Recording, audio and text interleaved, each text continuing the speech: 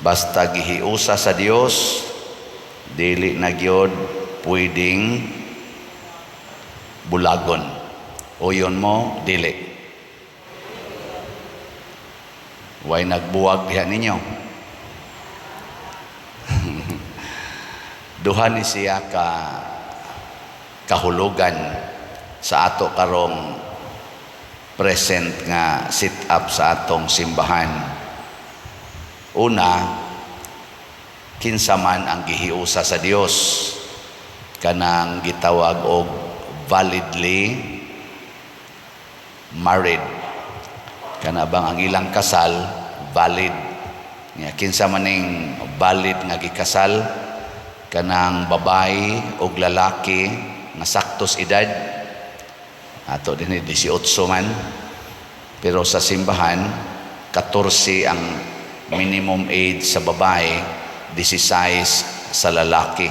Muna'y pwede kaslon sa simbahan, pero kay mo conflict man sa atong gitawag og civil or family code nato sa atong nasod, kinahanglan i-level na lang 18 ang minimum age. Ikaduha, mature ang ilang paghimog desisyon. Mature ba? Una, nga ekspresyon sa maturity, kinahanglan wa sila pugsa.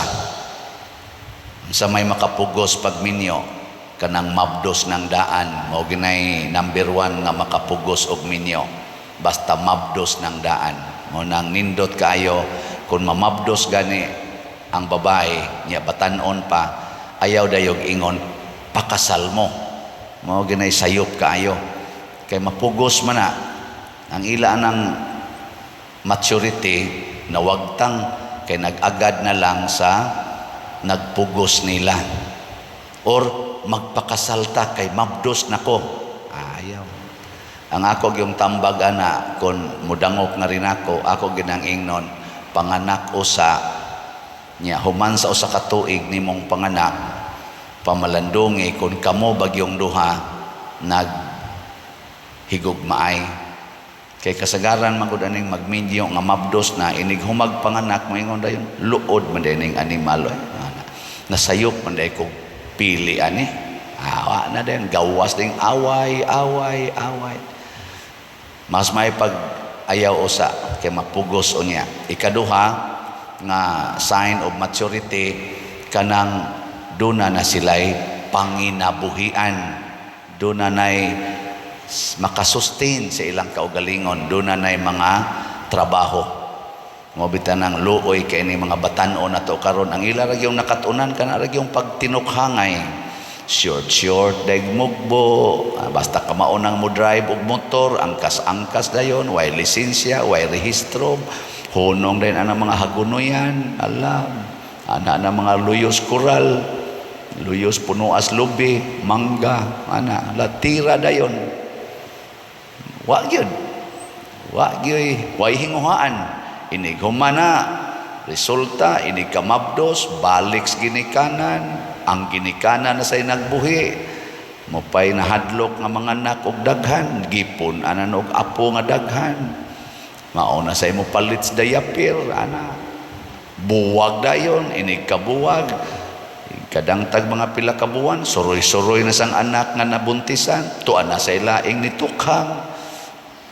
Way mga buot. Ngano man, wa gitaon sila'y hinguhaan.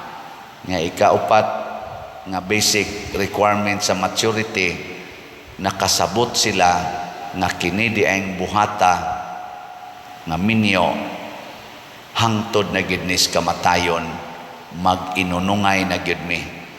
Nya do na gid sila gitawag og personal conviction nga inig minyo nako hangtod na gidnis kamatayon. Kana i-check nas inyong mga anak. Dili kay minyo lang yun, basta lang nakasal, mangabang ana mga Buddha, perting dagkuag, sinina, ana. Mahal kay gasto, gamay ra ba kay gihatag stipend? Ang inom, ang kaon, ang ilag yung Bidyo-bidyo, muraga himog salida-salida, ana honeymoon kuno, nya dugay nang nagluspad ang mga naong. Wa gyud, wa kasabot unsa ning marriage. So mo na gihiusas Ginoo. So pasabot og naa ani niagi aning matured decision making, valid ang ilang kasal. Og doon na may mahitabo nga mga kalisdanan inig humanas kaminyoon, humanas kasal, di na gina magbuwag bahala nag mga pangag. Ngana. Og di na sa gina buwagon sa simbahan. Pero kung wa gani ning maturity, kining freedom sa paghimog desisyon, nya matured nga desisyon sa lalaki o sa babae, pwede silang i-annul. Munang doon natin gitawag sa simbahan og declaration of nullity. Kana bang i-declare sa simbahan na way kasal nga valid nga nahimo tungod kay ang ilang consent giharian sa immaturity, psychological immaturity o personal circumstances, napugos tungod kay isog ang mama, isog ang bana sa papa sa babae, mo nang napugos og pakasal. So unsa man gyud pinaka root cause aning maong kontrobersiya panahon ni Hesus ug ni Moises nga muhangyo gyud ang mga tao nga mag-divorce me, ang sala. Sala. Nainangutanan ako, Pader, tinuod ka nga 14 ang babae, 16 ang laki, pwede kaslon? Nako, mukasal ka, Pader. Nako, mukasal. Ikaw pa mo na yung buot, Pader. Nako, unsa may ilhanan nga nana sila'y kabuot? Basta dili mag-premarital sex. Kana bang nag-uyab sila, nya wa gyoy sexual activity, kay nasayod sila nga balaan ang maong buhat. Nga dili na siya pwedeng buhaton basta wa pay sakramento. Kinsa ninyo dinhi ang naminyo nga wa gyoy premarital sex nga nahitabo. Pagkahuman nagyus kasal, una pa nag-sex ta sa kamot ay kauaw. 1, 2, mga animal dining uban. Duha raman kabuok. Wa to sila mamakak, congratulations. Akong mamagpapa, ug wa lang to sila mamakak, nisulti nga 13 katuig silang uyab. Pagminyo nila, ang una gid nilang panagdog man na ilang itawag, paghuman gyus kasal. Nya nilain dayon sila puyo.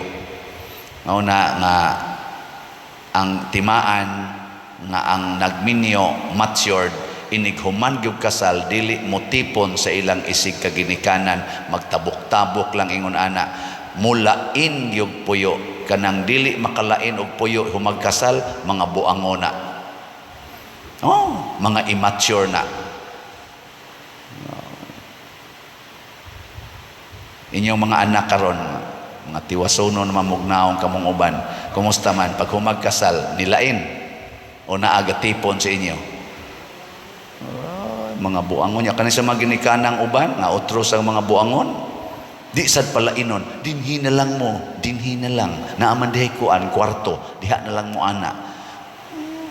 Unsa nilain gani mo na ingos Kristo, ang babae og lalaki magtipon, dadon, mobiya sa ilang ginikanan og mahimong usa. Ana, sa unang pagbasa, gipanalipdan sa Dios ang mga Israelita tungod kay ang gugma sa Dios, matud pa sa atong tubag sa Salmo, sa titubag na to, ang iyang gugma hangtod sa kahangturan. Iyang giatiman ang mga Israelita nga mibiyahe gikan sa Ehipto o gikan pa sa lugar ni Abraham, ni biyahe sila hangtod ngadto sa promised land. Nganong giatiman man sila sa Ginoo tungod kay nagmasinugtanon sa sugo sa Ginoo. Wa sila pasagdi. Muna ang ubang ginikanan ay lang muglain, may ni dinhi kay wa naman sad may anak, ikaramay akong bugtong anak or nangaminyo nam tuy mo igsoon, dinhi na lang mo. Ayaw palaina gina, pabiyaa ginas inyo, kay ang timaan sa ilang relasyon nga tinud-anay kung sila nagyong duha magkuyog ay kabalaka at timanon ra gid nas Ginoo. Mo lagi na kinahanglan do na gyoy kasal. Gilingi ay mong tupad. Ina tinarong to imong kasal. Lingi abay na tinarong to inyong kasal. Na. Ako sa una, katulog yung ko naghata-hata o pakasal. Ako yung gisiguro, una, nga wa gyoy premarital sex nga mahitabo. Magito'y una. Ikaduha, kamaon akong manginabuhi. Moto na nasa ko'y trabaho. Nya ikatulo, suod ko sa Ginoo. Motong active yun ko sa simbahan. Nya ikaupat, kinahanglang pagbuot sa Ginoo ang akong pagminyo. Dili lang sa nag-uros-uros na akong kahidlaw nga makatilaw ko aning minyo. Ang resulta, nangawagtang gitong maong plano ni Puli ang kaning pagkapari. Ang ako ding napangasawa mao ang simbahan. Karon ako sa diyong gisiguro nga gihigugma ta mo akong mga katawhan. In quotation. Ang problema, kabo na lang kung nahigugma ba mo nako. Higugma mo nako. Doy doko-doko gugma baligyan na sa tagslatan ni karon. Gina siya timaan sa gugma, mupalit gyud slat. Nga naman kay ang timaan nga ang pamilya naghigugma ay maghinatagay ang bana muhatag ngadto sa asawa sa tanan niyang maayo, ang asawa sad muhatag sa bana sa tanan niyang maayo. Mabitanang di ko mo tugot anang musaway gyud ko anang asawa ug bana nga mag-iyahay sa ilang kwarta ug naa sila income ba. Ang asawa siya ra say kupot-kupot siyang income, ang bana siya ra say kupot-kupot silang income. Nya magbahin dayog unsay imo nang expenses ana ha, ako sa ni expenses ani mga buangon mo. Tipuna ginatanan. Ang asawa mo ay magkupot sa inyong bahandi, siya maoy bookkeeper, ang bana maoy manager, mo'y tighimog desisyon. Kana mo'y sakto. Ang asawa naman mo'y magbuot. Ang asawa musunod gina sa desisyon sa bana, pero ang bana mohimog desisyon tungod kay makaayo sa iyang asawa ug sa ilang pamilya, dili lang sa iyang kaugalingon. Maunay nindot. Muna dinhi kining ato mga projects makaayo ni nato o dili. Kamo may akong asawa, ang simbahan man makahatag banig kalipay sa simbahan o dili. Nya ang inyong wa pagpalit og slot makalipay nako dili. Wa di man sa damalit man sad mo so kalipay. So ang atong halin sa SBF DAG niabot na og 41,286 slots. Niya ang ato sang halin sa special slot niabot katong DWD, Divine Wisdom and Development, niabot ang atong halin og 3,466 slots. 2,534 slots na lang ang nahibilin. Pakpakan nato ang tanang nga malit. Salamat kayo. Kining atong atiman sa atong simbahan o sa atong mga kalihukan, mauni ang gipangita sa Ginoo aron mulambo ang atong kinabuhi. Dirisad sa atong kinabuhi sa pamilya, kinahanglan malig-on. Kay ang pamilya man mao'y sukaranan sa dako nga katilingban. Kung mabungkag gani ang pamilya, mabungkag sad ang tanan. Muna ang kadtong matud pa ni Kristo ang gihatagan sa grasya sa pagminyo, magminyo. Ang wa sa tagai ni ining maong grasya ayaw lang sad pamugos og minyo. Nya unsa man gyoy timaan nga mailhan nato kung gitawag batas Ginoo nga magminyo o dili, ayaw gyud pag-engage og premarital sex. Kana gyoy number 1. Itudlo na sa mga batan-on, sa inyong mga anak, sa inyong mga apo. Nindot kayo ang atong feelings sa panag-uyab, basta wa lang mo anang premarital sex, malinawon og malipayon ang inyong paghigugma ay isip manag-uyab. Nya magminyo sad nga wa gyud nahitabong premarital sex, nindot sa kainyong kinabuhi sa kaminyoon bisag naapay daghang mga problema, daghang mga pagsulay, nindot yun kaayo. Ang kaamo lagi pa there, premarital sex may nindot man lagi, congratulations, giluwas mo sa Ginoo sa kabati. Kay nahigugma man ang Ginoo nato, pero mas lahi pag yun kung nirespond pa ka sa gugma sa ngadto sa Ginoo. Ana, mas lahi yun. Nindot man gina kay ang Ginoo mo panindot man gina sa itong kinabuhi, pero mas nindot yun. Nya ikatudlo pag gina nimo ngadto sa imong mga anak o mga apo aron mo nindot sa ilang kinabuhi, dili magkalitsi-litsi. Mga 90% sa akong nahibaw-an nga nag-premarital sex, una nagminyo, nag-ana-ana yung kinabuhi, ang uban nangabuwag yun. 99% sa akong nahibaw-an nga wa gyud mag-premarital sex sa ilang pagminyo hangtod karon malipayon og lig-on kaing ilang paghigugmaay. Suway sa ninyong survey sa inyong mga kaila. Kana gyung tininuod gyud ba? Oy, mga matay na lang, nindot kay na sila og kinabuhi. Minus kaayo ang yawa-yawa. Hindi katapos ang lingi sa imong tupad. Ing na mangawhag na ta nga dili mag-una-una. Sige. Ing na mangawhag na ta ha, nga dili gyud mag-una-una. Ano nindot. Sige. Nindog na ta.